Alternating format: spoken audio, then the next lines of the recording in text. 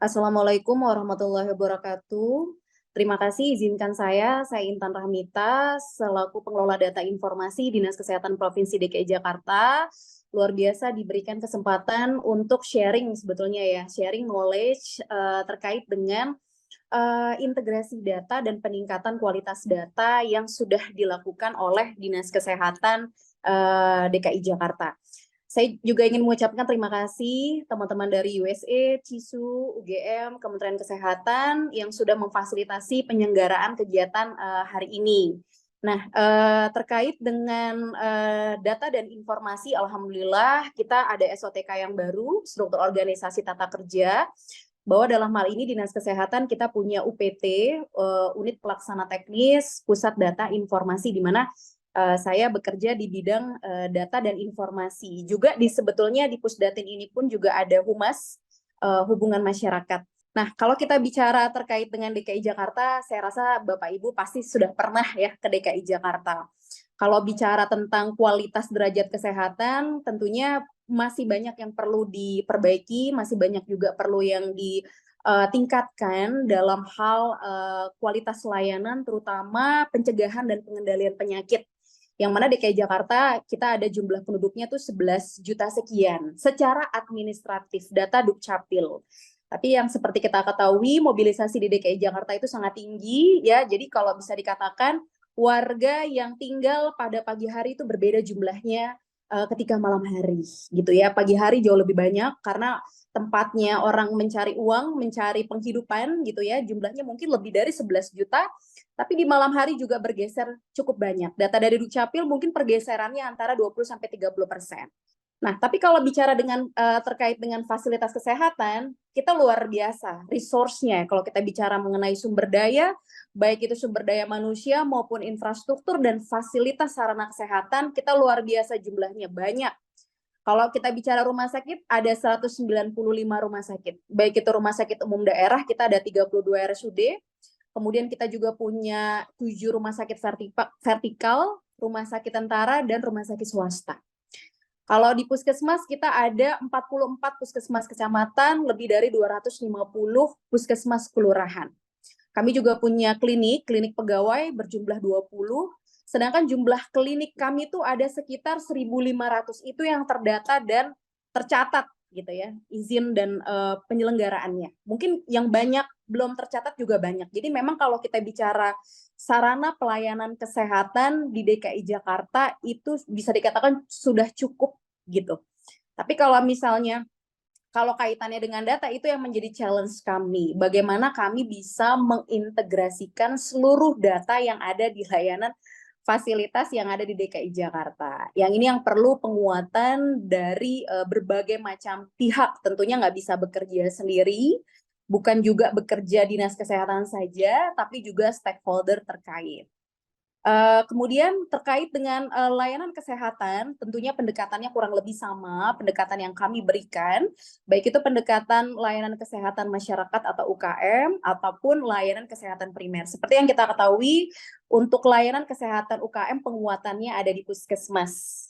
Sedangkan untuk perseorangan layanan penguatannya ada di rumah sakit, klinik, ataupun bidan praktek mandiri atau dokter praktek mandiri yang ada di DKI Jakarta. Next, boleh. Nah, ini kalau kita bicara terkait dengan data kesehatan, gitu ya.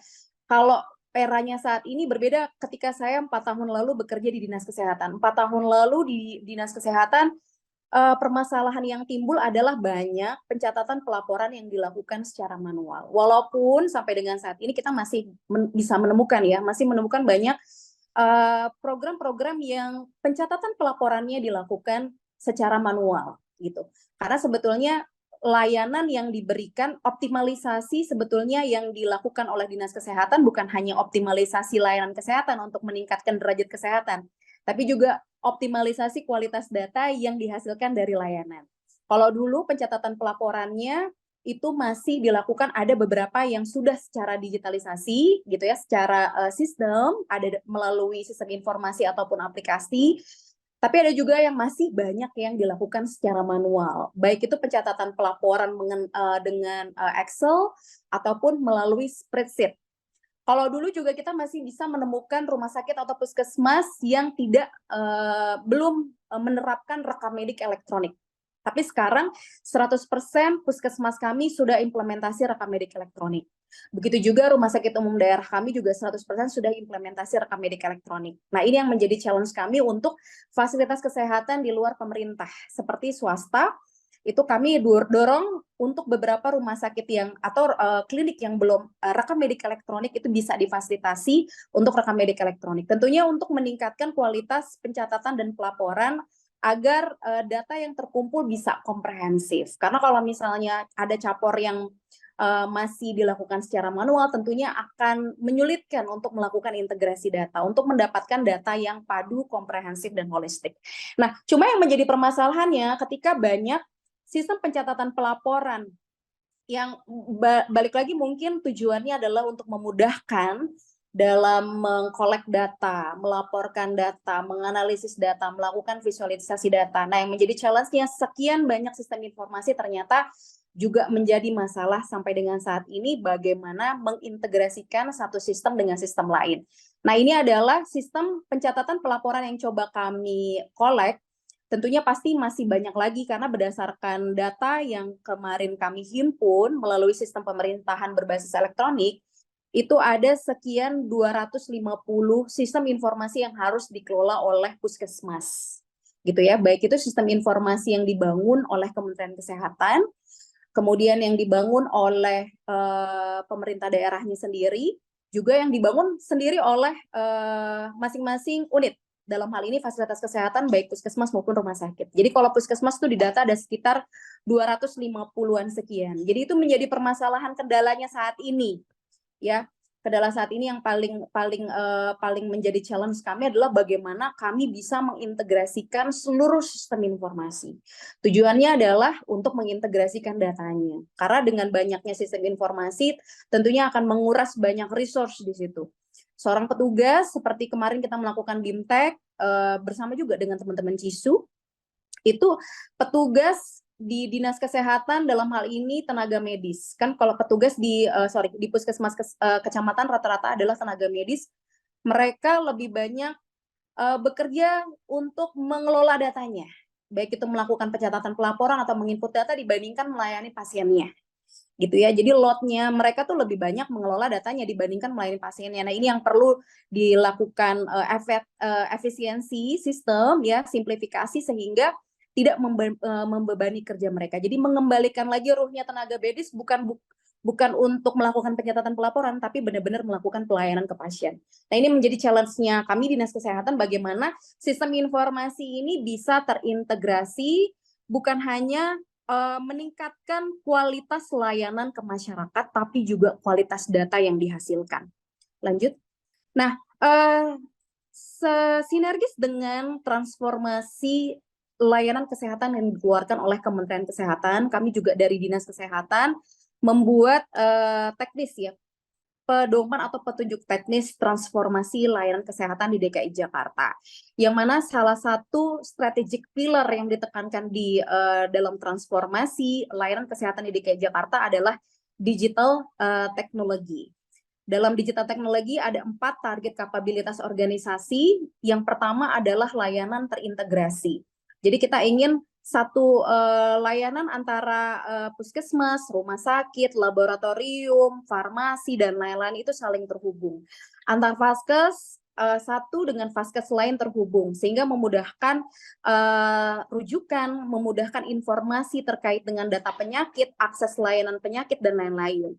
Jadi ketika misalnya contoh pada pasien datang ke fasilitas kesehatan kemudian dirujuk ke fasilitas kesehatan yang lain, itu tidak harus petugasnya melakukan penginputan data dasar berulang kali atau melakukan pemeriksaan berulang-ulang kali.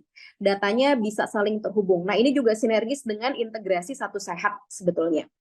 Kemudian yang kedua adalah data fabric. Kita punya data semacam data warehouse ya, bank data. Jadi artinya pada saat ada permintaan data, akses data untuk pembuatan perencanaan atau kebijakan, itu kita hanya mengakses di data warehouse tersebut, gitu ya. Jadi nggak kita minta lagi. Selama ini kan permintaan data mungkin sebelumnya permintaan data kita harus minta dulu ke PJ programnya. PJ programnya nanti mengolah gitu. Kalau di luar dari sistem pencatatan pelaporan, mereka minta lagi ke petugas puskesmas dan lain-lain gitu. Jadi kayaknya nggak punya data fabric di situ. Sehingga pada saat permintaan data, baik itu permintaan data untuk penelitian atau dari pihak eksternal atau pembuatan perencanaan dan kebijakan, itu memakan waktu yang cukup lama. Terutama kita juga ada program PPID yang saya yakin juga implementatif di seluruh provinsi di Indonesia, pejabat pengelola informasi daerah, bahwa memang data kesehatan, kecuali data individu yang sifatnya agregat, merupakan hak masyarakat untuk bisa mengakses, gitu ya, transparansi data. Nah, data fabric ini yang kita mulai coba kembangkan sejak tahun 2020. Nanti mungkin saya akan jelaskan di slide selanjutnya. Kemudian terkait dengan infrastruktur hybrid cloud, platform digital, dan kecerdasan artifisial, khususnya implementasi AI untuk screening penyakit tidak menular. Lanjut. Next. Ya, ini adalah permasalahan terkait dengan pengelolaan data. Pengelolaan data memang kami sebagai Dinas Kesehatan adalah wali data antara. Jadi memang mungkin berbeda dengan provinsi lain. Kalau DKI Jakarta otonominya adanya di provinsi. Jadi memang Dinas Kesehatan memiliki kendali penuh terkait dengan pengelolaan data, dalam hal ini scoopingnya untuk data dan informasi itu di seluruh jajaran. Jajaran di sini adalah Puskesmas, kemudian Rumah Sakit Umum Daerah, PPKP, dan termasuk monitoring evaluasi Vaskes yang ada di DKI Jakarta. Jadi memang otonominya ada di provinsi. Kami memang ada suku dinas, tapi fungsinya bukan sebagai regulator gitu, atau pembuatan kebijakan atau keputusan. Suku dinas dalam hal ini kota kabupaten kita ada 6, itu fungsinya sebagai pembina pengawasan dan pengendalian. Jadi teman-teman yang membantu memonitoring pengelolaan data dan informasi yang ada di puskesmas dan rumah sakit.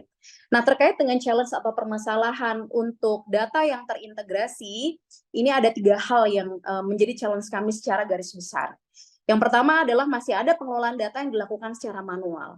Dulu saya pikir semua sudah terdigitalisasi gitu. Dari sekian banyak sistem informasi yang dikembangkan oleh kementerian yang lebih dari 20 itu, saya rasa sudah memfasilitasi seluruh pencatatan pelaporan teman-teman program. Ternyata masih ada juga pencatatan pelaporan yang dilakukan secara manual. Salah satunya adalah pencatatan pelaporan untuk program lansia dan anak usia pendidikan sekolah dasar. Jadi kalau kita tuh di Dinas Kesehatan Jakarta ada data rutin dan data prioritas. Data prioritas yang menjadi prioritas kami dalam pengelolaannya yang harus optimal, baik itu kualitas datanya maupun pengelolaan implementasi layanan adalah yang kaitannya dengan standar pelayanan minimal SPM di dalam kesehatan. Ada 14 indikator itu. Ternyata dari SPM aja masih ada 3 indikator yang pencatatan pelaporannya dilakukan secara manual. Nah, ini yang menjadi challenge kami yang harapannya di akhir tahun ini bisa kita buatkan sistem informasinya, bukan dibuatkan sistem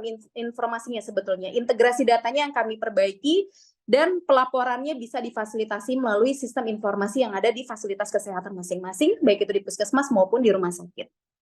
Kemudian dengan program yang masih pencatatan pelaporannya dilakukan secara manual, tentunya menyulitkan dalam proses rekapitulasi data, pengolahan data, analisis, dan visualisasi. Ini masuk ke poin kedua.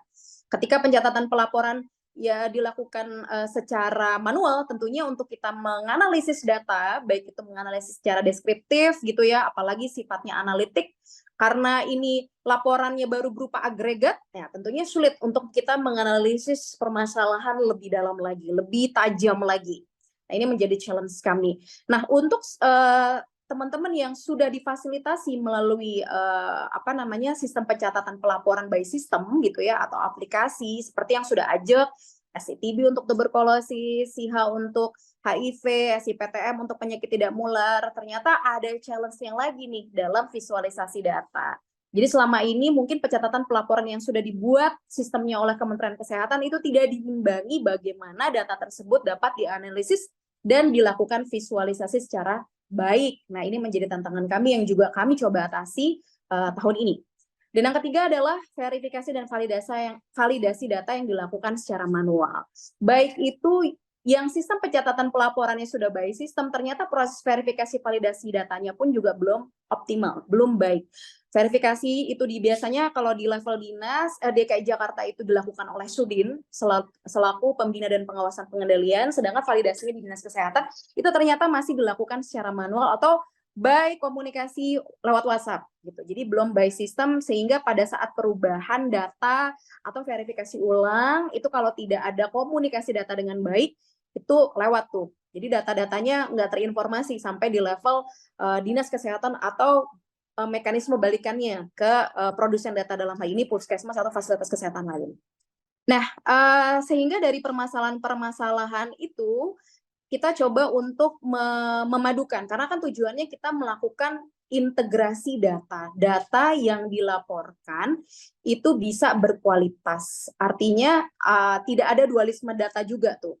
Itu kan saking banyaknya sistem pencatatan pelaporan, satu sistem ngelaporin data Bumil angkanya 2.000, sistem yang lain ngelaporin data Bumil 1.500 gitu ya. Jadi kita harus membagi kewenangan terlebih dahulu. Jadi yang regulasi yang kita buat adalah regulasi pembagian kewenangan. Untuk data sasaran, kewenangannya ada di mana? Oh, adanya di Datin. Kalau kita ngomongin sasaran Bumil, sasaran bayi baru lahir, sasaran lansia, sasaran kelompok usia tertentu, itu ada di data informasi kewenangannya untuk melakukan pencatatan pelaporan. Nah, bagaimana untuk pelayanan ibu hamil? Oh, adanya kewenangan di program A. Oh, ini jadi kita pembagian kewenangan itu penting agar tidak terjadi dualisme data pelaporan. Itu penting sekali karena itu yang menjadi permasalahannya. Ketika kalau belum ada pembagian kewenangan, orang gizi sama orang KIA yang memang data pelaporannya agak bersinggungan, itu berbeda-beda. Padahal indikator data atau variabel data atau elemen data yang dilaporkan itu sama. Jadi pembagian kewenangan. Terus yang kedua adalah simplifikasi pencatatan pelaporan. Ada satu program dengan satu penanggung jawab, mereka harus menginput data berulang-ulang di berbagai macam sistem. Nah, itu yang kita coba untuk melakukan simplifikasi melalui kebijakan, regulasi. Nah, bisa dikatakan kalau saya sampaikan DKI Jakarta sangat mendukung satu data pencatatan, satu data pelaporan gitu ya. Regulasi itu yang dibuat ada banyak sekali peraturan gubernur yang sudah dibuat, Pergub 43 terkait dengan statistik data kesehatan, kemudian satu data DKI Jakarta, kemudian ada surveillance data gitu ya. Di situ sudah diatur kewenangan masing-masing fasilitas kesehatan, produsen data, fungsi dan kewenangan wali data antara kami dan wali data provinsi, dalam hal ini Dispom Infotik. Baik itu standarisasi variabel data yang tentunya sinkronis dengan variabel data atau regulasi yang dibuat oleh Kementerian Kesehatan, maupun terkait keamanan data dan sistem. Jadi bisa dikatakan fasilitasi untuk integrasi data atau satu data di DKI Jakarta ini sangat didukung, komitmen penuh oleh Pemprov DKI Jakarta. Selain itu juga integrasi data itu dimasukkan ke dalam Key Performance Indicator ya, KPI, baik itu Renstra, Perkin, Renkrin, dan kegiatan strategis daerah. Yang artinya kalau udah masuk KPI, semua harus mendukung, semua harus manut. Karena kalau tidak patuh, artinya berpengaruh terhadap tunjangan kinerja daerah yang didapat oleh masing-masing pimpinan. Jadi memang kita sudah buatkan indikator utama terkait dengan integrasi data kesehatan yang tentunya pasti bertahap, nggak mungkin diselesaikan semua data kesehatan diselesaikan tahun ini. Yang pasti yang menjadi prioritas yang pertama adalah yang kaitannya dengan data-data prioritas seperti Renstra, RPJMN, RPJMD, kemudian SPM, dan lain-lain. Itu dibuatkan regulasinya. Kemudian yang kedua adalah kita membuat pedoman dan standarisasi operasional prosedur SOP. Jadi kalau dulu antar satu program dengan program lain itu beda cut-off-nya, beda deadline-nya, beda mekanisme pengolahan datanya. Jadi ada program yang bagus banget pengolahan datanya, bagus banget analisis datanya, bagus banget data use-nya. Tapi ada juga program yang kualitas datanya kurang. Kemudian analisisnya kurang, visualisasi data kurang. Nah, kita melakukan standarisasi agar semuanya bagus. Ya, baik itu dari mulai data collecting, data analyze, data visualize, sampai data use gitu ya. Pedoman ini yang kita juga dibantu oleh teman-teman JISU dan kolaborator lain. Tentunya bertahap. Kalau pada tahun ini kita prioritas di program KIA, TB, HIV, dan imunisasi. Nanti tahun depan kita juga ada prioritas lain. Kemudian 3 adalah workshop pelatihan. Workshop pelatihan di sini yang kami perkuat adalah bagaimana teman-teman PJ program, data yang sudah dihasilkan itu bisa dianalisis dan bisa berguna. Itu sebetulnya tujuannya kita melakukan collecting data. Kalau cuma mengkolek-kolek doang kan kayaknya nggak useful gitu. Nah, gimana data yang sudah terrekapitulasi, baik itu data agregat maupun data individu, itu bisa dianalisis dan dipakai untuk penyusunan perencanaan dan kebijakan. Nah, itu yang menjadi fokus kami di tahun ini terkait dengan data analysis dan data use. Tentunya pelatihan yang kami lakukan fasilitasinya sampai di level Sudinkes. Harapannya teman-teman Sudinkes itu bisa melakukan ketuk tular ke teman-teman layanan, baik itu di puskesmas, rumah sakit, ataupun fasilitas kesehatan lain. Dan yang keempat adalah pembuatan interoperability layer. Jadi tadi banyak sistem gitu ya, kita lakukan integrasi hanya melalui sistem informasi. Jadi kedepannya kita mau pencatatan pelaporan itu hanya dilakukan melalui sistem informasi yang ada di puskesmas, fasilitas kesehatan, ataupun rumah sakit. Nah, data-data itu akan mengalir ke sistem pelaporan, baik itu yang dibuat oleh Kementerian Kesehatan, Dinas Kesehatan, atau stakeholder lain. Ini sedikit lagi. Nah, ini adalah dashboard. Kita punya dashboard, kita punya data warehouse, kita menggunakan DHIS2 platform. Itu ada sekitar 2.000 data elemen kemarin yang sudah berhasil terintegrasi. Jadi buat teman-teman yang belum terfasilitasi pencatatan pelaporannya secara sistem, ini kita fasilitasi melalui data warehouse. Termasuk juga sistem-sistem pencatatan pelaporan data prioritas seperti SPM, Open Data, Perkin, Renkin, Renstra kita masukkan ke dalam data warehouse. Next. Selain itu juga kita punya dashboard mengintegrasikan seluruh data-data UPT ya, UPT AGD kita punya ambulans gawat darurat, kemudian PPKP, Labkesda, laboratorium kesehatan daerah yang kita masukkan semuanya tuh target indikator integrasi datanya ke dalam Perkin atau Renkin. Ya, Bapak Ibu juga boleh silakan mengakses di websitenya Dinas Kesehatan, kemudian memilih fitur dashboard, itu banyak banget data-data dan sifatnya real time. Jadi boleh Bapak Ibu melihat, mengakses data-data kami. Next. Dan yang menjadi fokus kami adalah bukan hanya mengkolek data, akses data, tapi juga peningkatan kualitas data. Untuk pengukuran kualitas data kami lakukan setiap triwulan untuk data-data prioritas tentunya untuk tahun ini. Itu juga kami melalui platform DHIS2 fitur WHO DQE Assessment.